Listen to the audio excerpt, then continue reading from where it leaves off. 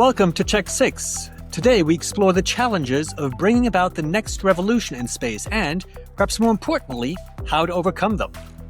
The full economic exploitation of space is getting real, brought down by launch costs that have gotten much cheaper, and it's on every government's agenda. No one you talk to in government now would not say they need to have an economic space strategy. And I think nothing made that more clear than NASA Administrator Garrett in his first town hall with NASA staff had something pretty interesting to say, I thought, so I kind of wrote it down. We must uncover the long-awaited promise of pharmaceuticals, biotech, on-orbit computing, anything that can contribute to and perhaps someday entirely justify the cost of maintaining inhabited orbital outposts. Obviously sounds great, but there's still so many challenges to make all this happen. In fact, from lunar operations to Mars missions, the space industry faces nearly 200 validated capability gaps. To help address those and find ways to close them, we at Aviation Week has set up the Space Tech Challenge Awards with the goal of connecting execution-ready innovations, wherever they may be, with government agencies, prime contractors, and commercial operators that need them to realize their ambitions. Joining me today to talk about all this and the Challenge Awards are Garrett, Reim, Aviation Week's Space and Emerging Technologies editor and a key person on this initiative, and one of our Space Tech Challenge judges, our graybeard, Russ Matijevich, and a veteran aerospace industry executive. I'm your host for today, Robert Wall, Aviation Week's executive editor for Defense and Space.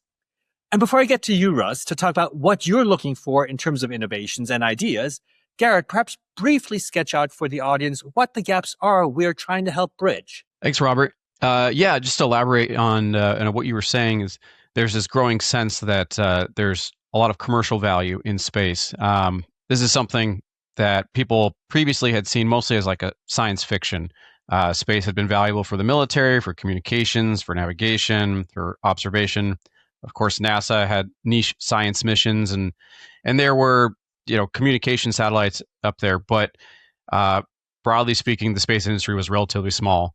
But now, because of falling costs for launch and electronics, new approaches to engineering, new form factors like the CubeSat, there's this sense that we're getting close enough where we can exploit value in space commercially. You don't need necessarily a big government contractor subsidizing it, but we're not quite there yet. And so there are these gaps. Technology gaps that need to take us that last leap to really extract value from space. For example, the moon is talked about a lot, colonizing the moon. There are natural resources on the moon like frozen water ice, H2O, which could be broken down into hydrogen and oxygen. That's valuable for creating rocket propellant. The moon has a smaller gravity well than the Earth, so you could conceivably launch satellites or spacecraft to Mars easier from the moon using rockets launched from there. There's also speculation about extracting helium-3, which is used as a refrigerant for quantum computers or other hardware back here on Earth. So that's one area where people are trying to develop technologies to extract that value. And there's gaps. They haven't quite figured it out, but that's an area people are pursuing. There's also, you're mentioning Jared Isaacson's talk about the biomedical industry in space. How do we exploit microgravity? And so there are gaps in terms of, making pharmaceuticals or manufacturing work in low Earth orbit space stations. We have 4 categories that we've sort of divided up the economy into. Colonization, that's like the stuff I talked about relative to the moon.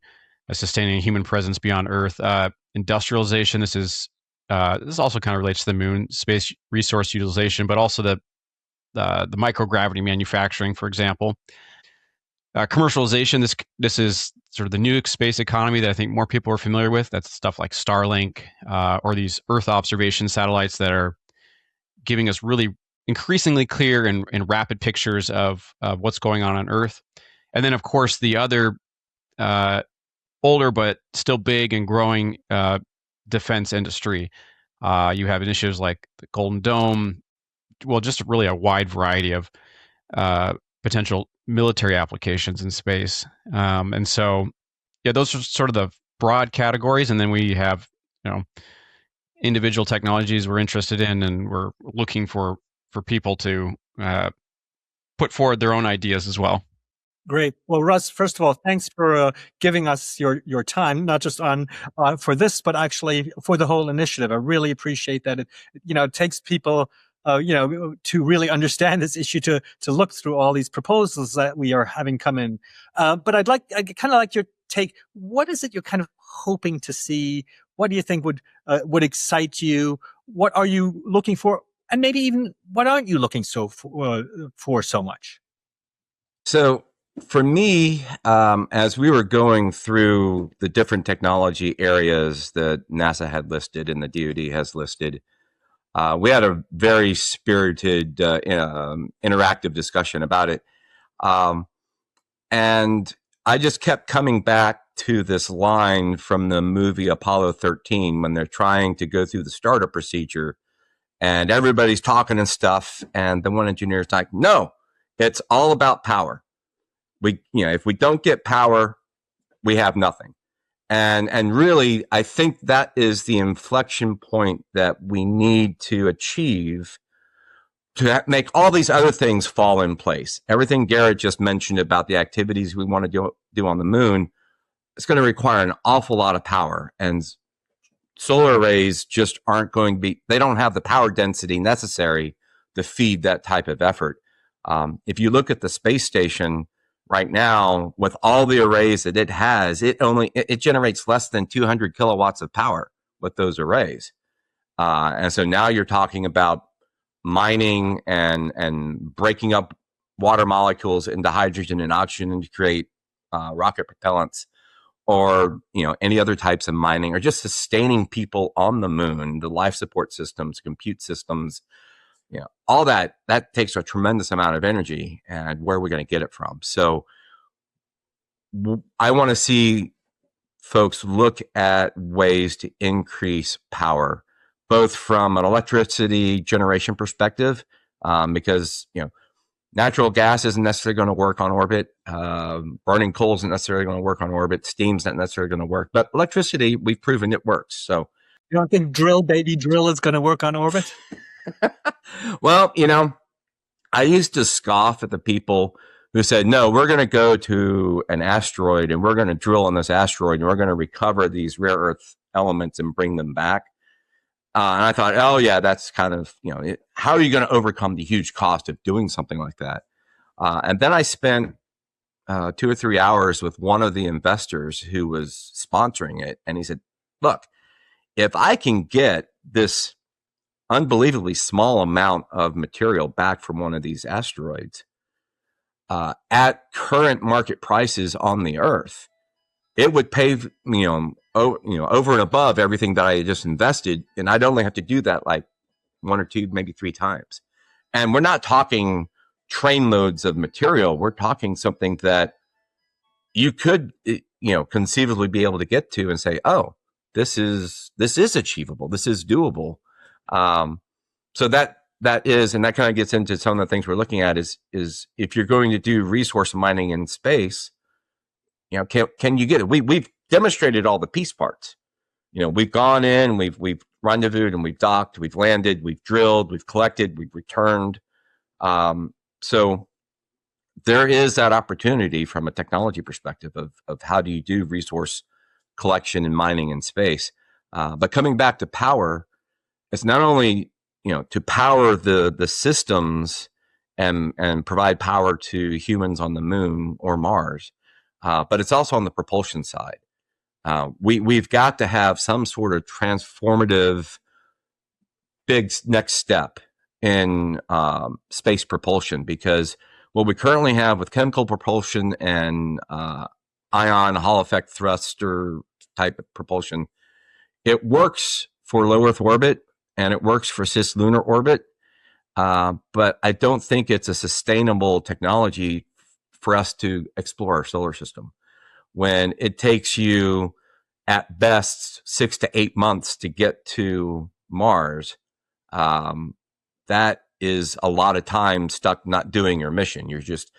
and it increases your risk profile of all sorts of bad things happening while you're in transit. So if you could come up with some type of advanced nuke-powered fission and plasma, whatever, Star Trek type of stuff. And I'm a Star Trek baby. If we could cut that time in half, just imagine what that could do for decreasing costs, increasing time spent on Mars. And if it is something where you don't have to replenish it as often, like you would with traditional chemical propellants, that could be a game changer as well. So that my focus really is going to be on the power innovations coming through. I mean, I'll be looking at all the other stuff, but right now, I think power is going to be the coin of the realm as we go forward. And are you thinking of it more as at a system level, because there could also be enabling technologies, or would you like to see both? Frankly, I'd love to see both. There are some really exciting advances in nuclear reactor technology, where you've got microreactors, you've got mini reactors, you've got salt-cooled reactors, all this stuff that's kind of percolating on Earth as folks look for an alternative to petrochemical electricity production that has greater energy density than solar and wind and better reliability. And you kind of very quickly end up at nuclear being the source. And how do we use that? How do we leverage it and take advantage of all the advances that have happened in the past 60, 70 years? And then translate that to Earth orbit and use in space. All this talk about putting data centers in space. And I would tell you right now, I am a big fan. I live in Loudoun County, Virginia, home of the cloud. And I am all for getting those things out of my backyard and putting them either on orbit or putting them under the water somewhere, because the impact on just the everyday people who live here, increased energy costs for electricity, increased electricity costs, increased water costs, because those data centers use a crap ton of water to cool and condition.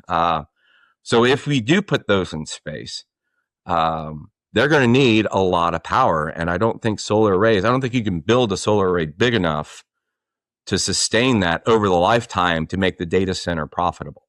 So there's got to be an alternative. So at the system level, what is your alternative to solar power, or subsystem level? And then at the mission level, what are you going to do with it?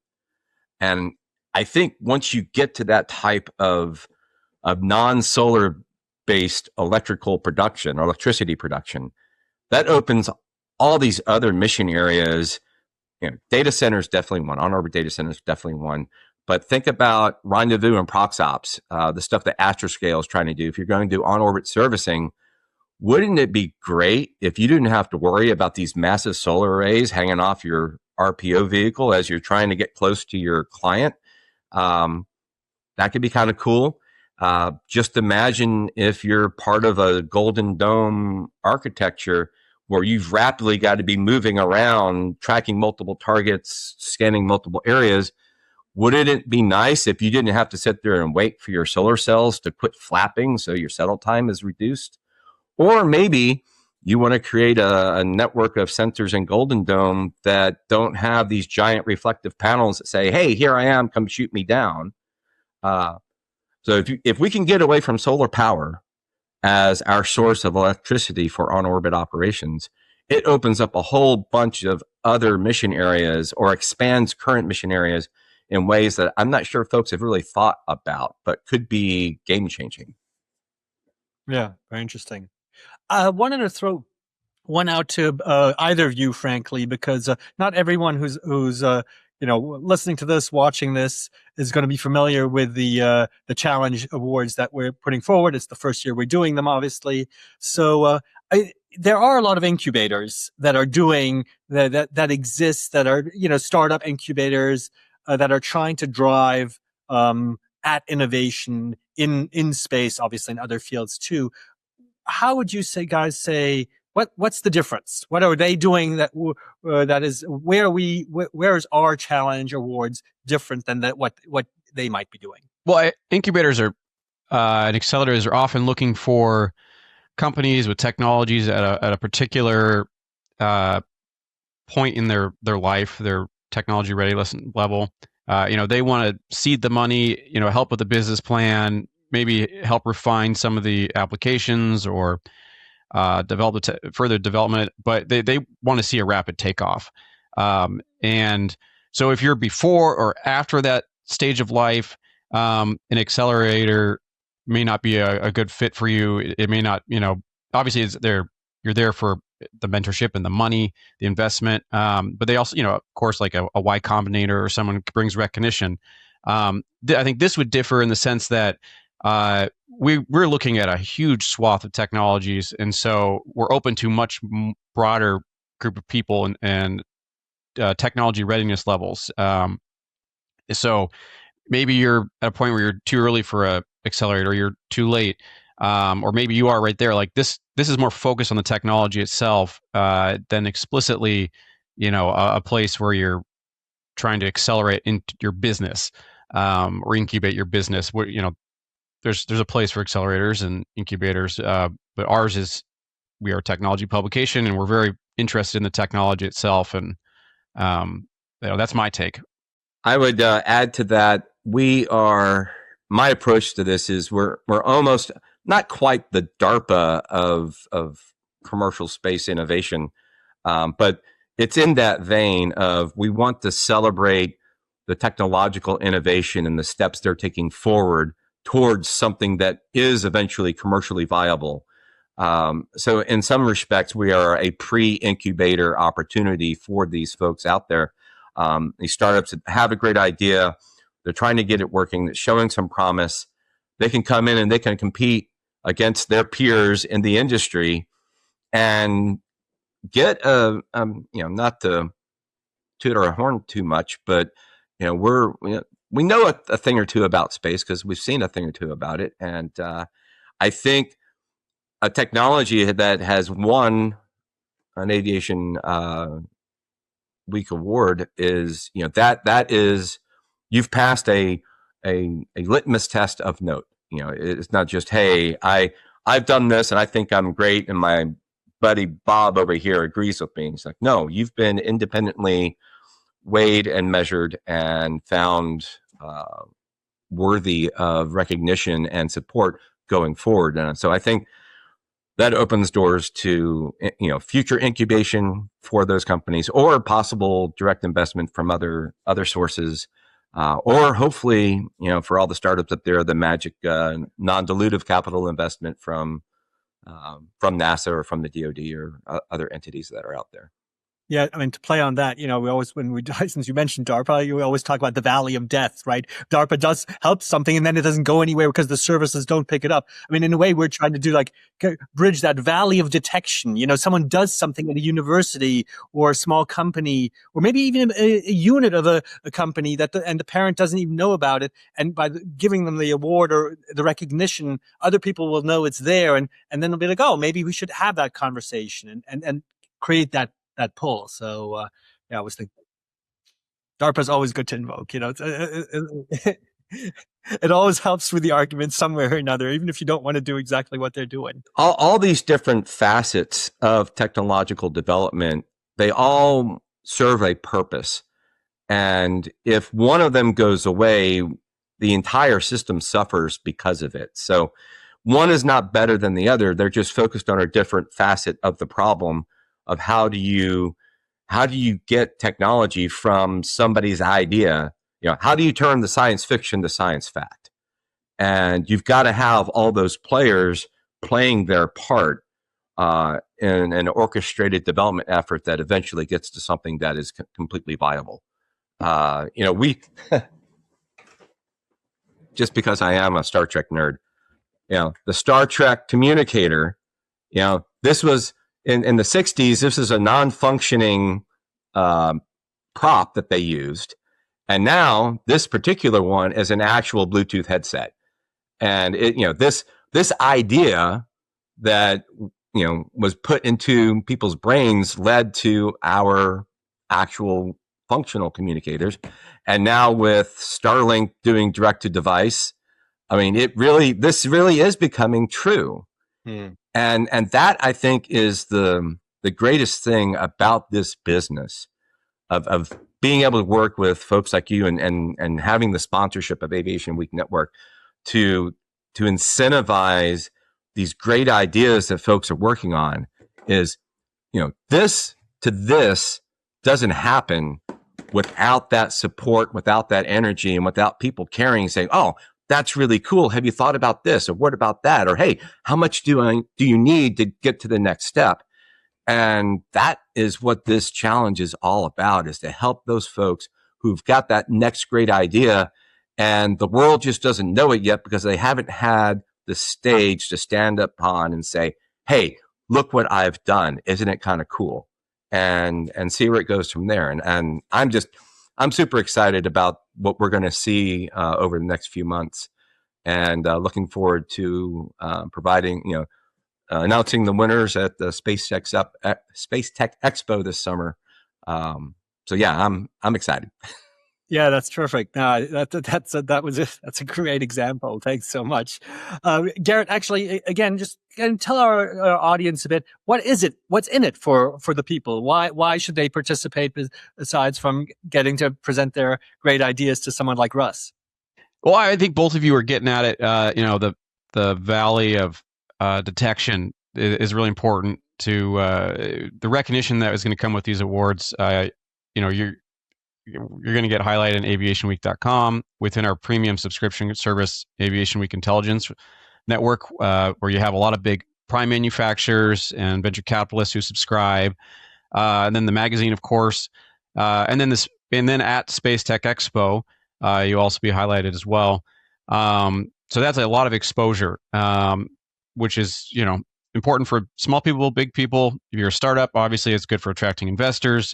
Even if you're a big company, attracting partners or getting key vendors. We have a smart panel of judges who are going to give you a lot of feedback. And you can never get enough feedback. Along with that, the judges, your fellow participants, there's going to be some great networking opportunities. And frankly, one of the biggest bottlenecks in our industry is talent. This is a recruiting opportunity from the sense that you can meet other people who might be great to work for you, but also you're, again, getting recognized as doing something cool, and people want to work on cool things in the space industry. It's, engineers these days have choice of any number of six-figure salary jobs. A lot of it comes down to, what do I really am I passionate about? What really intrigues me? And this is, I think, an opportunity for people to stand out. Again, within the pages and on the website of Aviation Week, but also at the Space Tech Expo in Anaheim this summer. So, it's a pretty well-rounded set of benefits. Yeah. I actually look forward to seeing that stage in Anaheim in early June, where all these people can get to present their ideas, and we'll see the winners. So I think that'll be really exciting. And for people who don't know the event, it's a very much a space supply chain focused event. We have primes there, we have suppliers there. It's a great place to find people who might be interested in your idea. Well, I think let's leave it there. Thanks, Russ, so much for joining us here, but also for all the work you're doing. Garrett, as always, great to have you on this. I also want to thank our producer, Guy Fernho, who's pulling all this together. And I do want to end, though, with a plea to our audience. If you think you are up to this challenge, or if you know someone who should be, do get in touch. The application window is open now. You have until the end of February to apply, so get on with it and get the word out there. There are details that we'll have links to in the show notes. So if you have more questions, look there or get in touch with one of us. We're more than happy to connect you with how to do it. With that, thanks for listening. And Russ, Garrett, and I really look forward to meeting up with many of you in Anaheim over the summer. Thanks so much.